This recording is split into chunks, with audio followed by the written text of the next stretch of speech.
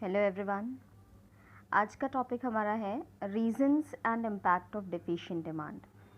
सबसे पहले यहाँ पर हम देखेंगे क्या रीजंस हैं डेफिशिएंट डिमांड की इकॉनमी में, किन रीजंस की वजह से ये डेफिशिएंट डिमांड की सिचुएशन इकॉनमी में अराइज होती है। ठीक है, very first reason is decrease in propensity to consume. Okay, propensity to consume क्या होता है आप सबको पता है, आपने पिछले वीडियोस देखे हैं। ठीक है, तो आपको पता है प्रोपेंसिटी टू कंज्यूम क्या होता है। ठीक है, यहाँ पर प्रोपेंसिटी टू कंज्यूम की वजह से कैसे डेफिशिएंट डिमांड की सिचुएशन अराइज होती है वो यहाँ पर देखते हैं। अगर प्रोपेंसिटी टू कंज्यूम डिक्रीज होगी, propensity to consume that simply means कि एक कंज्यूमर कंजम्पशन पर या उसका जो कंजम्पशन एक्सपेंडिचर है वो कम है इन कंपैरिजन टू सेविंग। ठीक है, यानी हम कह सकते हैं कि प्रोपेंसिटी टू कंज्यूम यहाँ पर कम है या फिर प्रोपेंसिटी टू सेव ज़्यादा है। ठीक है, तो ऐसी सिचुएशन में क्या होगा, जब ऑब्वियसली एक कंज्यूमर आपका कंजम्पशन एक्सपेंडिचर उसका कम हो रहा है, कंज्यूमर जो है वो कंजम्पशन पर कम एक्सपेंडिचर कर रहा है, तो फिर ऑब्वियसली यहाँ पर क्या होगा, यहाँ पर फर्दर डिमांड कम होगी। ठीक है, जिसकी वजह से डेफिशिएंट डिमांड की सिचुएशन अराइज होगी। क्लियर। नेक्स्ट रीज़न है increase in taxes. Okay, increase in taxes, अगर हाई टैक्स रेट्स गवर्नमेंट ये इम्पोज करती है, ठीक है, तो फिर क्या होगा, ऑब्वियसली इसका इम्पैक्ट इनकम पर पड़ेगा, कंज्यूमर के इनकम पर पड़ेगा।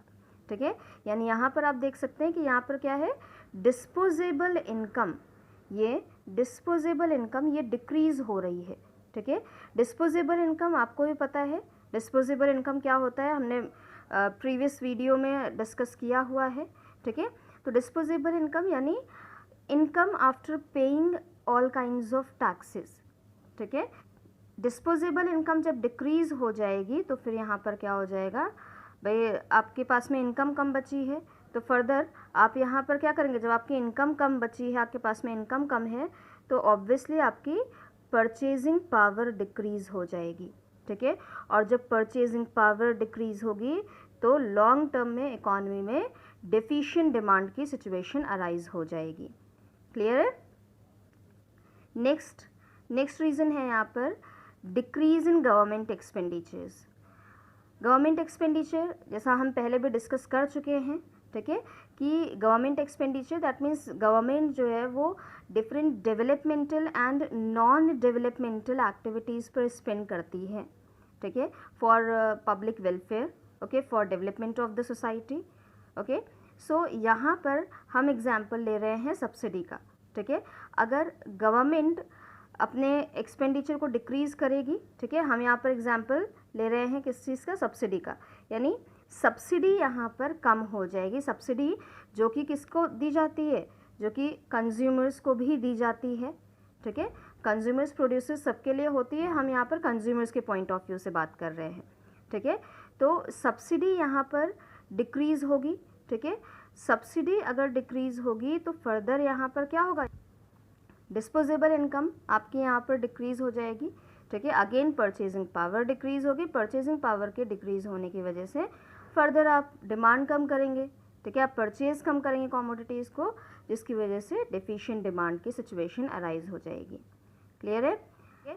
ओके, नेक्स्ट यहाँ पर आता है राइज इन इम्पोर्ट्स। ठीक है, आप किस सिचुएशन में इम्पोर्ट्स इंक्रीज़ होंगे वो देखते हैं।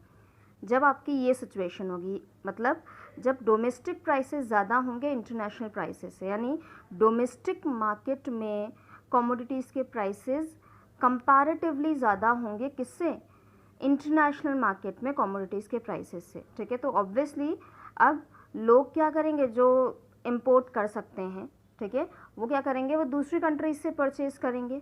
ठीक है, जिसकी वजह से यहाँ पर क्या होगा, यहाँ पर इम्पोर्ट्स में तो इंक्रीमेंट होगा, लेकिन डोमेस्टिक परचेजेज, आप यहाँ पर देख सकते हैं डोमेस्टिक परचेजेज, इसमें भी डिक्रीमेंट होगा। ठीक है, यानी ओवरऑल हम कह सकते हैं कि यहाँ पर डिमांड डिक्रीज़ होगी, जिसकी वजह से डेफिशिएंट डिमांड की सिचुएशन अराइज हो जाएगी। क्लियर। नेक्स्ट रीज़न यहाँ पर आता है फॉल इन एक्सपोर्ट्स।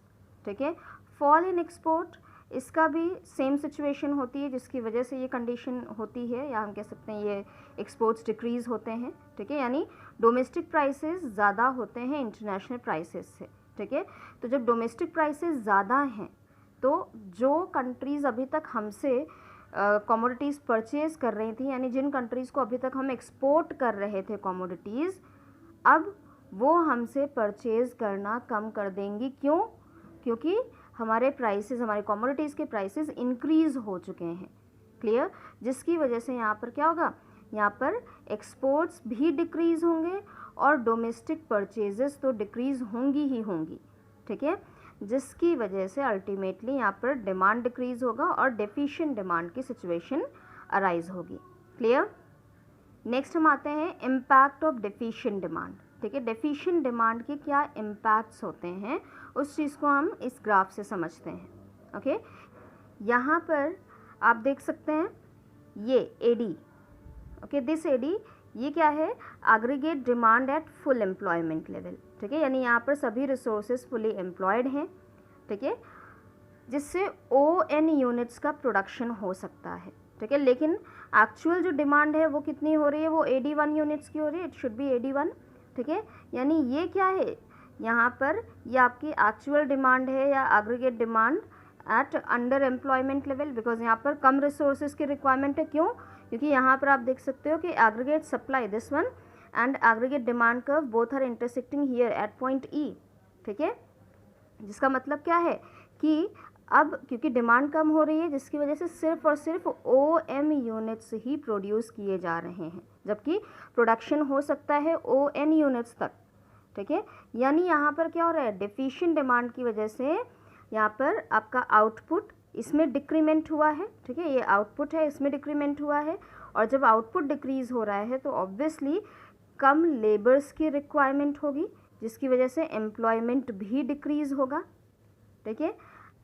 ओके, अब हम बात करते हैं प्राइस की, कि प्राइस पर क्या इम्पैक्ट होगा, ठीक है। ये डिमांड, ये क्या है, यानी ये कैपेसिटी है, ठीक है, किसी भी प्रोड्यूसर की कैपेसिटी है कि वो इतना प्रोड्यूस कर सकता है, लेकिन उसे प्रोडक्शन कितना करना पड़ रहा है, सिर्फ इतना, ठीक है। क्यों? क्योंकि कम डिमांड हो रही है, ठीक है। तो ऐसे में क्या होता है, ऐसे में मार्केट फोर्सेस जो हैं, ठीक है, यानी डिमांड एंड सप्लाई, उनकी वजह से क्या होता है, यहाँ पर प्राइस, कमोडिटीज़ के प्राइसेस जो हैं वो डिक्रीज़ हो जाते हैं, ठीक है। यानी प्रोड्यूसर यहाँ पर ये प्राइसेस जब डिक्रीज़ होंगे, प्राइसेस क्यों डिक्रीज़ होंगे, कि भाई जब प्राइस डिक्रीज़ हो तो फिर लोगों की परचेजिंग पावर बढ़े, और जब परचेजिंग पावर बढ़ेगी तभी तो डिमांड बढ़ेगी ना, ठीक है। इसीलिए यहाँ पर प्राइस डिक्रीज़ हो जाती है डेफिशिएंट डिमांड के सिचुएशन में, ठीक है। यानी हम यहाँ पर ये 3 इम्पैक्ट देख रहे हैं, एक आउटपुट पर, एक एम्प्लॉयमेंट पर और एक प्राइस पर। क्लियर? नेक्स्ट आ जाओ, यहाँ पर आप देखो, अब यहाँ पर इफेक्ट ऑन आउटपुट, थोड़ा सा और डिटेल में इसी चीज़ को देख लेते हैं। इफेक्ट ऑन आउटपुट, यानी यहाँ पर जब सफिशिएंट डिमांड नहीं होगी इकोनॉमी में, ठीक है, सफिशिएंट डिमांड जब नहीं होगी तो फिर ऑब्वियसली यहाँ पर क्या होगा, यहाँ पर जो इन्वेंट्री स्टॉक है वो इंक्रीज़ होगा, प्रोड्यूसर्स के इन्वेंट्री स्टॉक दैट मीन्स पहले से जो स्टॉक प्रोड्यूसर्स के पास में अवेलेबल थे जो अभी तक सेल आउट नहीं हुए हैं, ठीक है, वो तो ऑब्वियसली इंक्रीज़ होंगे क्योंकि डिमांड कम हो गई है, ठीक है। जिसकी वजह से यहाँ पर क्या हो जाएगा, यहाँ पर प्रोडक्शन डिक्रीज़ हो जाएगा फर्दर। क्लियर? यानी आउटपुट डिक्रीज़ हो रहा है। ओके, नेक्स्ट यहाँ पर आ जाओ, नेक्स्ट इम्पैक्ट हम अगर देखें तो एम्प्लॉयमेंट पर क्या इम्पैक्ट होता है। पहले भी हमने डिस्कस किया कि आउटपुट में डिक्रीमेंट होगा, ठीक है। जब आउटपुट डिक्रीज़ हो रहा है तो ऑब्वियसली यहाँ पर डेफिशिएंट डिमांड की सिचुएशन है, दैट सिंपली मीन्स ओके।